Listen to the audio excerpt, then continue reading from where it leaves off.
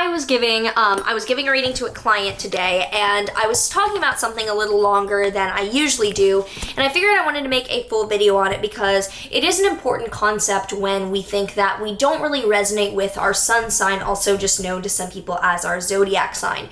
So if you're someone that feels like you don't necessarily relate to your zodiac sign, maybe you're not coming into this thinking astrology is totally bogus, but you don't feel like it's really you, here's some, I believe, four main ones come to mind. It might come up with more along the way. Here's 4 main reasons why you might not resonate with your sun sign or your zodiac sign. If you need explaining on what sun sign, we'll get into it. So if you're new to astrology, you may not know that we have an entire natal chart. When you were born, all of the planets were around the Earth in a certain position, and the birth chart is a snapshot of all of those planets. So you generally only know where the sun was at your time of birth. You might say, I'm an Aries, I'm a Leo, I'm a Virgo. When you say that, you know where the sun was because that was the season. But Mercury, Venus, Mars, Jupiter, Saturn, Neptune, Pluto, they were all in other signs. So it can be important to note that you're not one sign, nor are you really you're not one sign. That's the quick way to put it. You have elements of every sign in a select part of your life. This is not some cop-out to say that we're all a unique mixture of all the 12 signs, so fuck you if you can't. No. I'm not taking this resonance route. I'm taking a route of different signs apply to different areas of your life, and the personality parts of your chart may not apply to your sun sign, as I will now explain. So reason number 1, you are an entire chart, and you may need to learn about your sun and your moon, or you may need to learn about your rising and your moon sign in order to fully feel like you really fit into what the astrology of your birth is. So square number 1, we are not just a sun sign, we have an entire chart. That is not a cop-out, that is a baseline of what astrology is.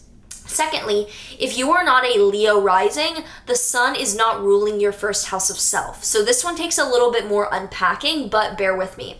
When we're looking at a whole sign house chart, or really any chart, the rising sign is ruled by a planet. So the rising sign directly relates to our personality, who we are, our character, and the person living out the chart of our life. It's also known as the first house or the ascendant, and it was the sign coming up over the horizon when you were born. So in the chart of our life, the rising sign most directly corresponds to our personality and who we are. Now, every rising sign has a ruling planet. Sun rules Leo. So unless you are a Leo rising, your sun is not ruling your first house of self. And yes, the sign of the sun for Leo risings will further color that, but let's say you are a Capricorn rising like me.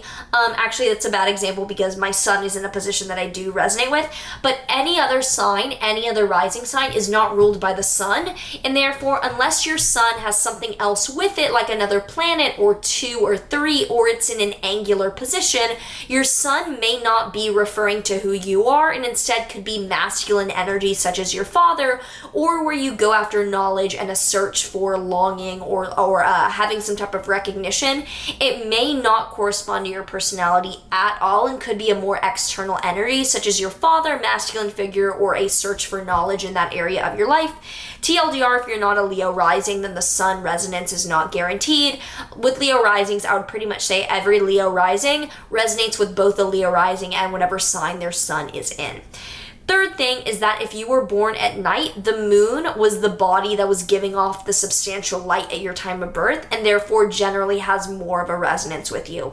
So if you were born at night, which does not mean AM or PM, at night means that your sun was above the if you were born during the day, your sun in your chart was above the ascendant. So look at your chart, look at the ascendant-descendant axis, that is the horizon. If the sun is above the ASDS line, you're born during the day. If your sun is below the ASDS line, you were born at night.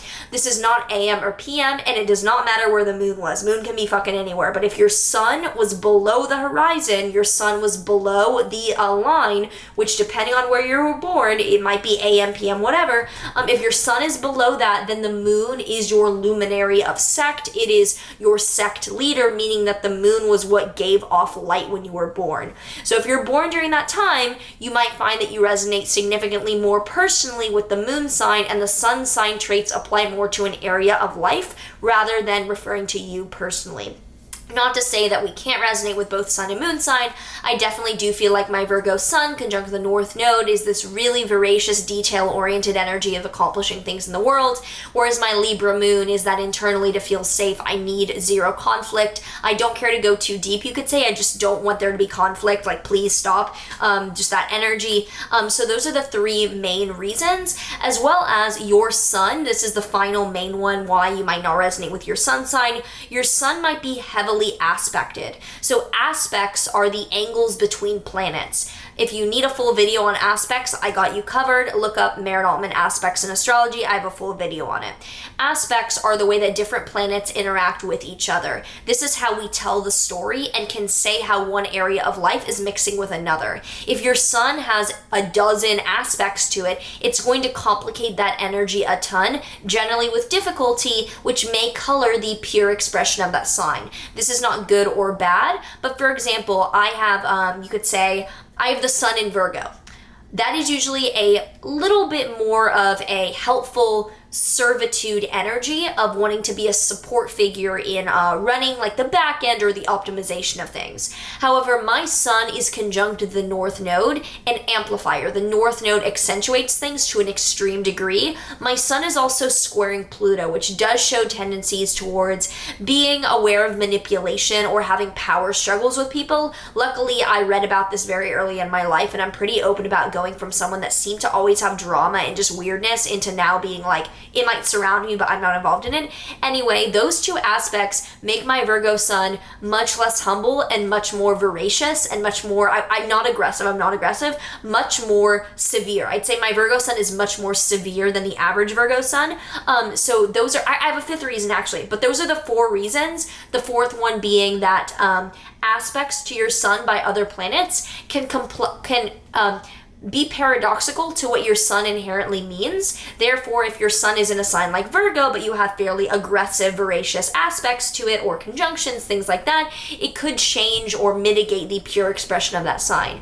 Now, the fifth reason, and this is similar, the fifth reason might be that you have a ton of planets in another sign called a stellium. If you have 3 or more planets in one sign, there's a huge amount of energy going to that sign, and it may mean that you really, really resonate with that sign. I have a full video on stelliums and empty houses. Stelliums do mean that you have a ton of energy in one sign. Empty houses do not mean that you're lacking in that area of life. I explained that in my stelliums empty houses video, which is one of my most viewed videos, interestingly enough. And I remember I didn't think anyone was going to watch it, but anyway, I have, for example, 3 planets in Leo. Leo, as you can see with the hair, it's a very flamboyant, tacky, very performative sign. I grew up being an actor. It's part of the reason I am where I am today, and I feel like I express myself with Mercury, Venus, Mars, and Leo. I talk, speak, interact with the world as a Leo, even if my game plan is very Virgo. So if you have 3 or more planets in one sign, you might find that you're interacting on the basis of those planets through the lens of that sign, because planets are actors, signs are the lens or the role that they're playing, and houses are the area of life that they're playing that role in. Aspects are the way that the characters are having the storyline together.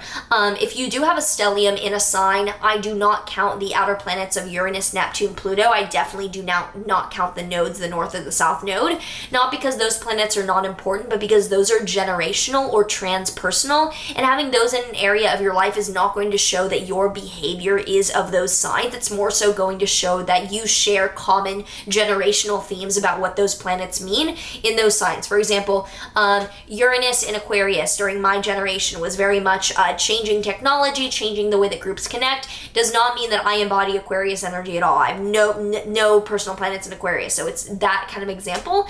So to recap, and this is fast, I know, but I hope that this helps people. I also, now that I come to think of it, I have an old video on this called Why You Don't Relate to Your Natal Chart. I think it's like 2.5 years old.